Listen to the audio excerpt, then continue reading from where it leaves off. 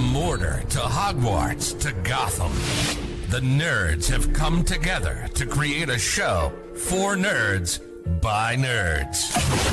Join nerds doing nerd things as they talk about all things nerdy. Stay up to date on the show by liking the Nerds Doing Nerd Things Facebook page.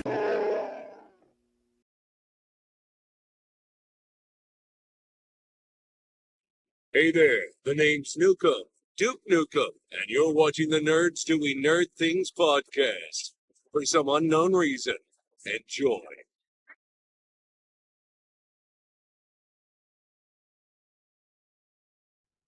What's going on, anime nerds? Welcome to Season 6's review of My Hero Academia. With the anime nerd, it's Will. What's up, pal? Hi. Hi. So yeah, we're gonna cover real fast. It's not gonna be a long video. Just a big, nice bow on top of Season 6, right as Season 7 is underway. AJ, there's another thing too. This is our last episode for My Hero for a while. Until Season 7 ends and the movie comes out, like... Oh, there's another movie coming? Yeah, they're doing a fourth movie. Oh, cool. Supposed to be coming out in Japan sometime in August. Okay. So right now I'm all cut up to the English dub with Season 7. Nice. Yeah, so I'm currently waiting on that, but Will, let's start with Season 6 because that's what everybody's here for. So pretty much Season 6 picks up exactly where Season 5 left off, which was like right at the beginning before the hospital raid where they found the doctor. Le Doctor. The Doctor. All I do is picture Richtofen. Legit. And they basically go and like immediately take that man down. And they find out that he is a fake. And throws everybody for a loop. Yeah, Team Endeavor on one side and Team Evacuate the City on the other. That was wild. They pulled everybody basically in Japan. Mm-hmm. It was pretty much every hero, but at the same time, like there were a bunch of heroes who were not informed of what was going on, and it was because they were fucking in because those heroes were in on the villain stuff. Yeah. So Shigaraki's leveled up quite a bit. Like, oh my god, has Well, yeah, so Season 5. Yeah. At the end of Season 5, he had the ability to range his decay, and then dude, he decimated almost the whole city. Just by touching the ground. Mm-hmm. But right now he is currently in a tank, which they did cover in Season 5. They're implanting him with All for One. And it was supposed to take 4 months, and this is at 2.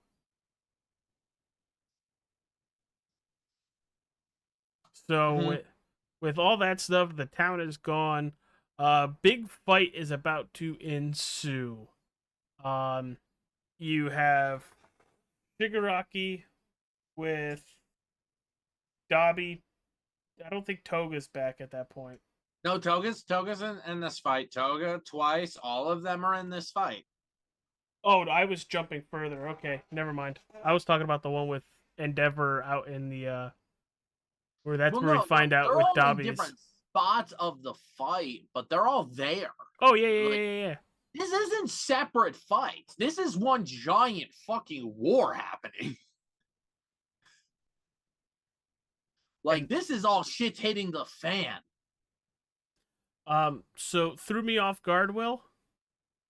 Oh, by the way, spoiler alert for Season 6, if you haven't seen it. 3, 2, 1. Dabi is Endeavor's kid. Holy shit. Threw me completely, like, WTF? Did he just say what I think he just said? So here's my logic. Here's my thing. How? How what? Like, every time Dabi shows up, he has some level of interaction with either Todoroki, with Shoto, or Endeavor. It must have just went over my head. Endeavor, where it's like, oh, there's something up there. And then I pieced it together when the first mention of Shoto having a brother that passed. I was like, oh, He's not dead. But that I thought that was cool. Um, I very much enjoyed the fight, especially once Eraserhead got there. And then he gets shot by a quirk erasing bullet, and the fucker just chops off his leg and says, "Nope." He literally just says, "Goodbye, leg." He just takes his own knife. I'm like, shit. That is the least amount of hesitation for someone cutting off their own limbs in like an anime or a show I have seen in a very long time. It was wild. And at that point, you know, Shigaraki's getting his ass handed to him. But he's able to take it with all the stuff that he is. Well, no, he has all for one, so he has all like the freaking quirks. So Yeah. he has like hyper regeneration. He has like the super strength. He has, so that man is buff And but hits like a truck. Almost beat him. Yeah. You want to know who else almost beat him? We'll They talk had about her in a smashed little out- bit. They had smashed out like him from the thing, so it interrupted the whole process, and he was like a limp body. And then just by that thing, that one electric jolt actually shocked him back to life. Yeah, that was the first, I want to say, like 15 or 16 episodes was that whole arc. Mm-hmm. I also very much enjoy Deku and Shigaraki both going back into their quirks as they talk to each other and they interact with each other Mm-hmm. through All for One and One for All. I very much enjoy, now that he's unlocking, you know, basically all the quirks, the smoke screen, the Vagine, float, I think the other one's called. Like, Yeah, so Deku awakens two more of the quirks here. He awakens he gets actual handle on the seventh float and the fourth danger sense. He's literally fucking Spider-Man. yeah, I was just about to say, because I mentioned that when he was facing Lady Nagant. Like, he's literally swinging like he's Spider-Man. Mm-hmm. And I'm just waiting for J. Jonah Jameson to come out of nowhere. But yeah, he realizes that Shigaraki and All for One are targeting him. And just him. So he leaves. He basically leaves.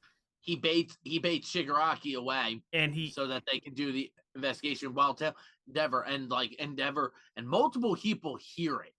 This is where things start really going sideways. Where like One for All is no longer able to be a secret. No, he tells the whole class. Well, yes, but not yet, because you notice they do when they're doing exposition and they're talking about it during Vigilante Deku's arc. People started leaking it. Deku only told his class and his mom, but people around were already like, heroes leaked Deku because they heard on the comms about him talking about it, about how it was after him and stuff like that. And then everyone started piecing it together. And then Deku's was going around during Vigilante Deku's arc using all but one of the quirks. At this point, we like when we get to Vigilante Deku, we will see there is only one quirk of the One for All quirks that he has not used. Okay. It's a damn cool one. When do you see We're it? gonna see it in this arc. We're gonna see it in this season. We will see the final court. Oh, in 7? Mhm. Okay. Um yeah, so I thought that was cool. I very much enjoyed Vigilante Deku just for the fact of you could see how he is so past his limit. He could literally keel over at any second now, and it takes his class to come get him for him to stop. It took the entire class, and they still were barely able to stop him. Well, there was one person that didn't really show up, but let's not spoil that surprise.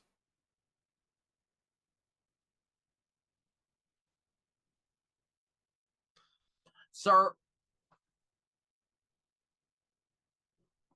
What? you're in a world of manga readers who have known that for fucking like a year and a half. Yeah, but here's the So, thing: if you have somebody like me who waits for, who waits for the anime?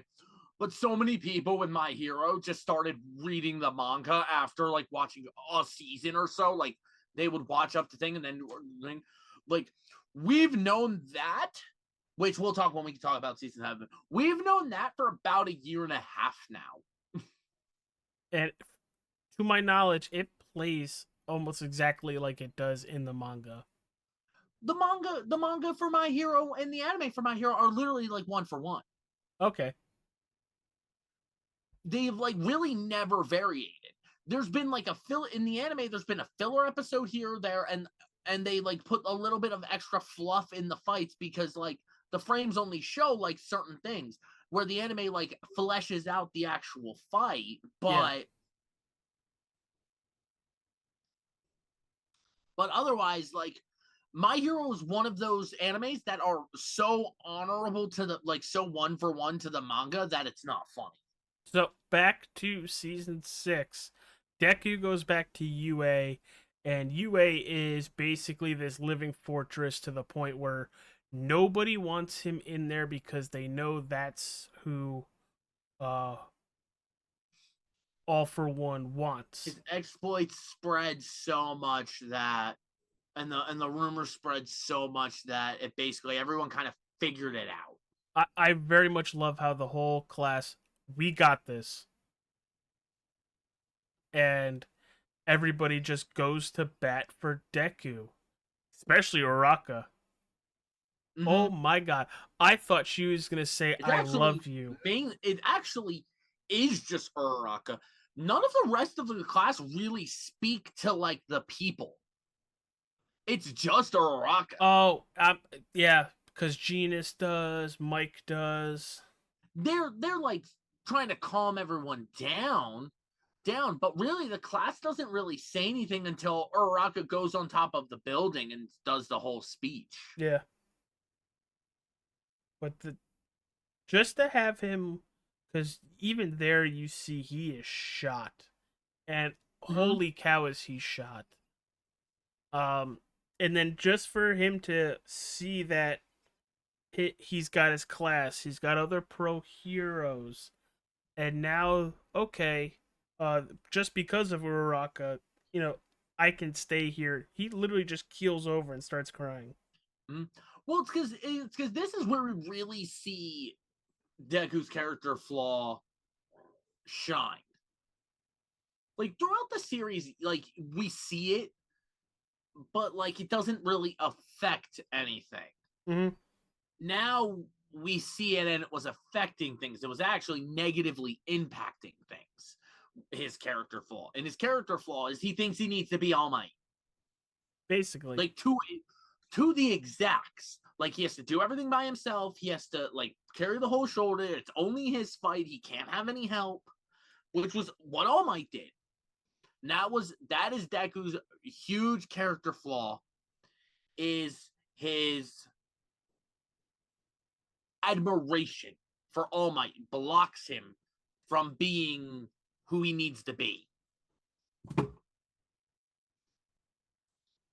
So, how does this season end? Because I know they do the Christmas show. I actually really enjoyed the Christmas show because they have like a virtual card game. That was cool. Um, but like I said before, season 6 is my favorite season altogether. Mhm. It was But action packed. A lot of storylines progressed. A lot of characters progressed. Vigilante Deku was wild, and I honestly felt bad for him that he put himself through that strain. but there's a huge key thing here that we need to remember.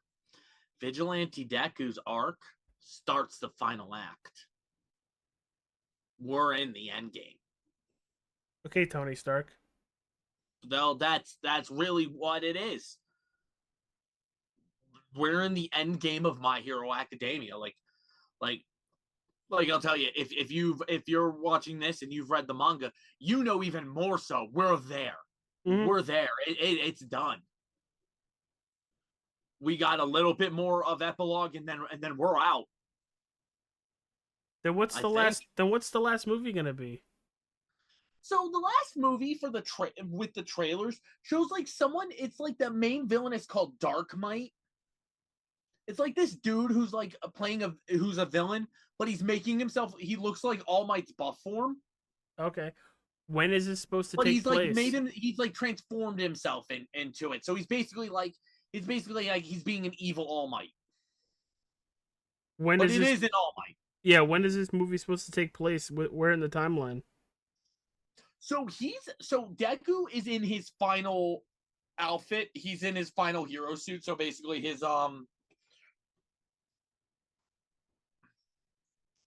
in his outfit for the final war. So basically, probably like right where we're at right now, like right before the final war starts, is probably where they're Okay. aiming it to take place. All right. Will, are we gonna talk about season 7 next week, or should we wait until it's over and done with?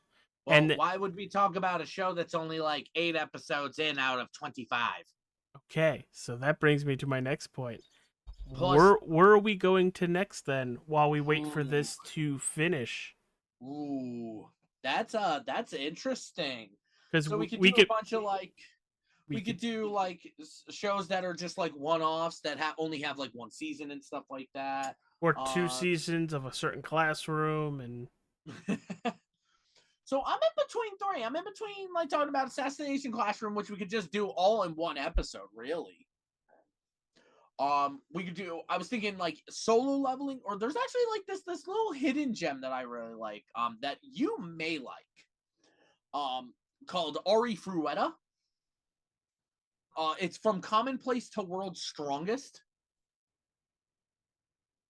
So I'll explain what the two are about. You know Assassination Classroom. You watched Assassination Classroom. So Solo Leveling is basically like, think if Korea and the whole world became an MMO. Ready Player One. No, I wouldn't say Ready Player One because it's not a virtual world. It is literally the world turned into an MMO. Oh shit. So basically, these gates started opening around the world, and they're instance dungeons. Like when you play an MMO and you do those like instant dungeon things, it's those popped up all around the world, and then regular people started gaining abilities, and they fell into like the classes like assassin, like an MMO class. So now they have to, because if they don't clear the dungeons within a certain time frame, the monsters can come out of the dungeon and start invading. So it's about this kid who's literally, they do him in ranks from E to S, and this guy is E, like bottom grade E. And he goes into, he works as a hunter to help pay his mom's medical bills because his mom is been afflicted by this disease that has now popped up because of the magic power that these gates have to offer. Like certain people can't handle it, so they fall into a coma. And this guy ends up, end up in themselves after clearing a dungeon into this weird secret one, and he clears the test, which then gives him the ability to level up. because like people in this, they can't level up once they're awakened unless they go through like this traumatic experience and like reawaken, which can only happen like once. Their power is where it is. That's interesting. How many This guy seasons of gains that are the there? ability to now level up, and now is basically we now follow him in his journey from gaining all this power. Arifureta is a weird kind of situation, but a little similar. This kid's whole class, it's an isekai, so I get transported to another world. But it's like, instead of it just being like one person, it's this guy's entire class. Okay. It's called to this world. And while they're training and getting into the dungeon, one of his classmates actually betrays him. And he falls deep into the abyss of the dungeon. And he like the first like 4 episodes is him like breaking out of the dungeon. But he ends up he gets into the depths where no one else has been, and the monsters are like insane. And he ends up being able to use his alchemy as his class, which isn't really a fighting class. And he ends up like surviving, and it's now him trying to basically get back home and killing anybody that gets in his way. Okay. So Arifureta has 2 seasons of 12 episodes, with a 3rd season airing this summer. What about Solo Leveling? Because I'm actually Solo really intrigued Leveling by that. is 1 season of 13 episodes. And that's it? Yeah. The rumor is in fall we're getting a season 2.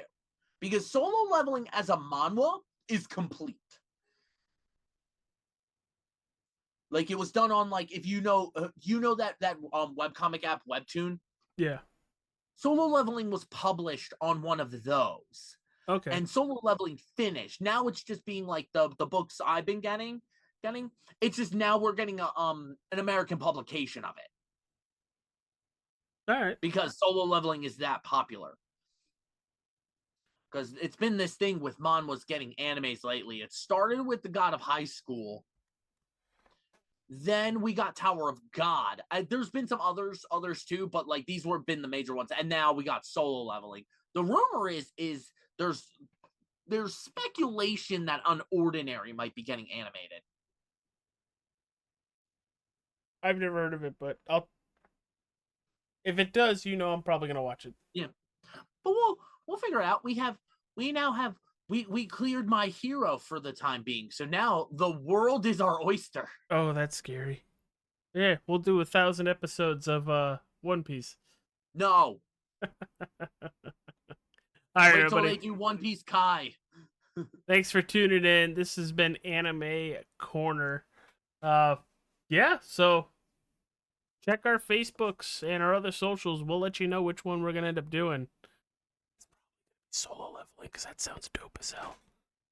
It's really good. Wrecked. All right, everybody. Peace out.